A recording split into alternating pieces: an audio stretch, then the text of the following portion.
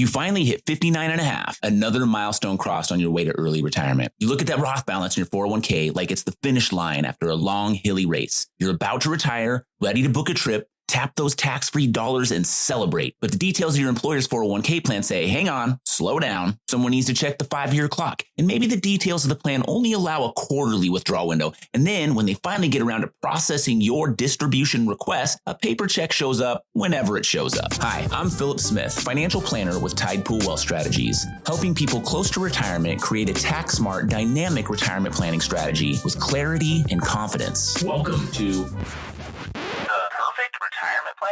Roth money is always tax-free, right? Mostly, yes, but the account you choose and the timing you pick can change the tax result.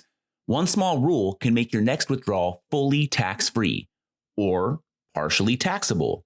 Today, we'll make sure you keep more of what you've saved. Here's our plan for today. First, a quick refresher on why the Roth 401k shines while you're working. Then the frictions that can pop up after age 59 and a half. We'll cover when it still makes sense to keep dollars in the plan, why a Roth IRA often is the better choice when you're retired, and a short dollars and cents example that shows how timing changes taxes.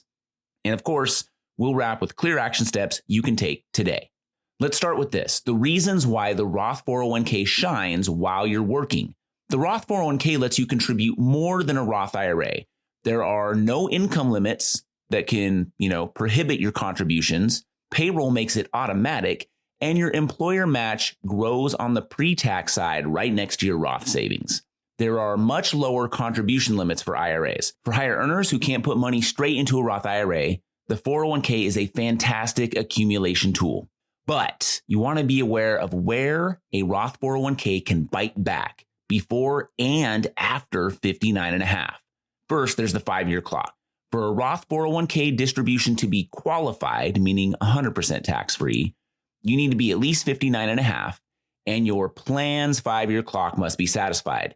If you started late and retire with only, say, 3 years on that recent employer's clock, withdrawals before year 5 are non-qualified. And I say 3 years in the recent employer's clock. I'm not talking about 3 years with the employer. I mean 3 years participating in the plan with your dollars. That's an important distinction.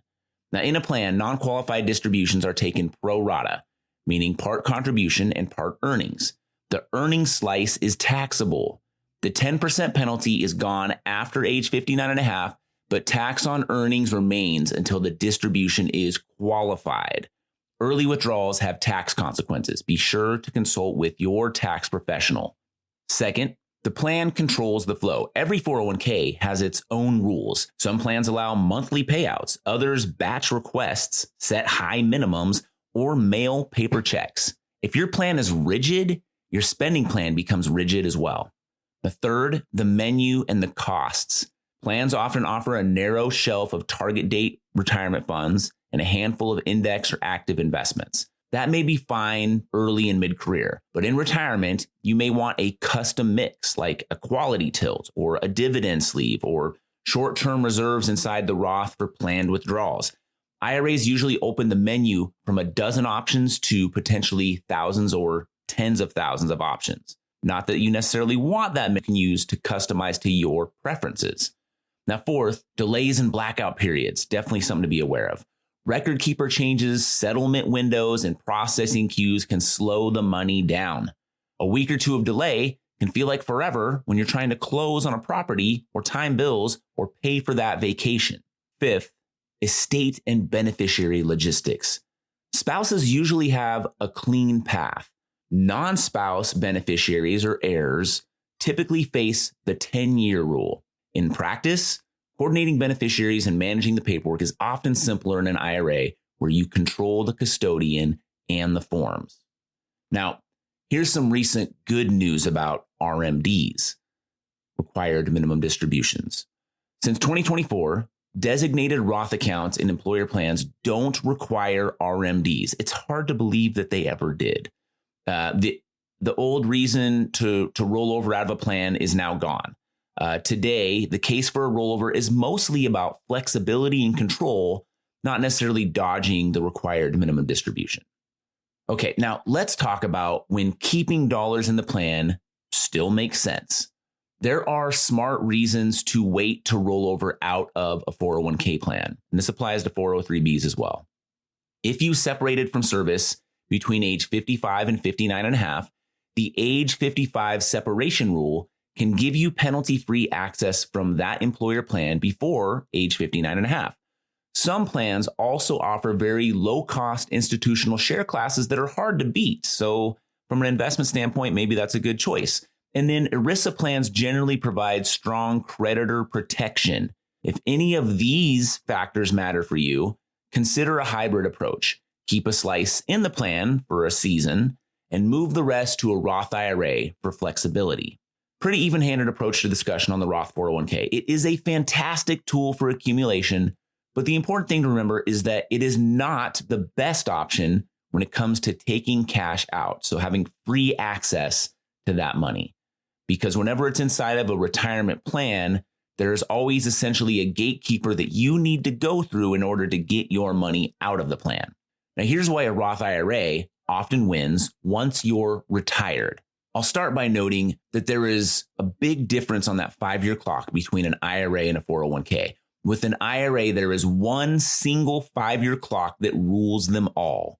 Each 401k has its own separate Roth clock. Okay, so Roth IRAs are different. If you have any Roth IRA that's been open for 5 years, that 5-year requirement is satisfied for every Roth IRA that you might ever have open for the rest of your life. And that can make future withdrawals simpler once you're past age 59 and a half. The meat of this episode, though, is the friendly ordering rules. Roth IRAs distribute contributions first. The next is any conversion dollars, stuff you converted from traditional IRA or pre-tax 401k money to Roth money. And then the third source of money is earnings. That means you can often pull what you need without touching earnings at all. And that means that if you're only touching contributions initially, then the distributions are tax-free, even if you're under 59 and a half and your account has been open for just, say, a year. Once your Roth IRA has met its 5-year clock and you're past 59 and a half, all the earnings are tax-free too. This is what we call a qualified distribution. Now, little tangent. It's important to note that when you do a Roth conversion, each conversion has its own separate clock. Work closely with your CPA and your financial advisor to keep track of this. I should probably be sure to add in that converting from a traditional IRA to a Roth IRA is a taxable event. And in case I didn't point this out directly already, a Roth IRA must be in place for at least 5 years, and the distribution must take place after age 59 and a half or due to death, disability, or first-time home purchase, up to $10,000 lifetime maximum, in order for it to be a completely tax-free distribution. Depending on your state law, when the distribution is still considered non-qualified, it may be subject to state taxes. Okay, back to additional benefits of a Roth IRA. Greater control. In a Roth IRA, you choose the withdrawal schedule, you pick the investments, and you coordinate across your accounts. That helps when you pair tax-free Roth withdrawals with other moves, like managing your modified adjusted gross income to avoid Medicare IRMAA surcharges, which I have discussed in other episodes, or harvesting gains in a brokerage account during a lower tax bracket year. You know, I gotta get back to this. A quick note on protection, because that is a word that as a financial advisor, we're not allowed to just throw around willy-nilly. So this note on protection, and what I'm referring to is the 401k creditor protections. ERISA qualified plans, in other words, your 401k or 403b, generally offer a strong defense against creditors. I use the word protection because if you were wanting to learn more on your own using a search engine, the term you'd search is 401k creditor protection or ERISA anti-alienation clause. IRAs do not offer the same type of protections or defense against creditors. If there's any defense offered by an IRA, it would vary by state. If that's a concern to you, weigh it in your decision-making process and talk with your attorney and tax professional. Now, I'm an impact type of guy. What's the impact when I do this versus that? So let's bring this all together with an example that contrasts distributing Roth money from your 401k versus taking that Roth money from your Roth IRA. The timing changes taxes. Say you retire at 61 with, $500,000 of Roth money in your 401k. First of all, congratulations on doing an amazing job. So you started Roth contributions with your most recent employer, say 3 years ago. So your plan's 5-year clock is at year 3. You withdraw $50,000 right now, today. Because the distribution isn't yet considered qualified, it is non-qualified due to not meeting that 5-year requirement. The plan treats each dollar as part contribution and part earnings, and the earnings slice is taxable income. Let's say that over time you've contributed $200,000 of Roth money, and the other $300,000 of your $500,000 balance is growth or earnings. That means 60% of the balance is earnings. Your choices are wait, eat some taxes, or roll over to a Roth IRA. You can wait 24 months if this isn't a near-term need. The plan clock hits 5 and it's all tax-free if you're over 59 and a half. Or you take the distribution. 60% of the distribution is taxable. That's tax on $30,000 because the original distribution amount was $50,000. And if you're under 59 and a half, that means you also have the joy of the early withdrawal penalty. So 20% mandatory federal tax withholding and 10% early withdrawal penalty, and then state income tax if you have one. In Oregon, that means 39% in total taxes and penalties, or $11,700. So if you need $50,000, you actually have to distribute quite a bit more than that to get it. Or, of course, that third option, let's say you roll over $150,000 of your Roth 401k to a Roth IRA.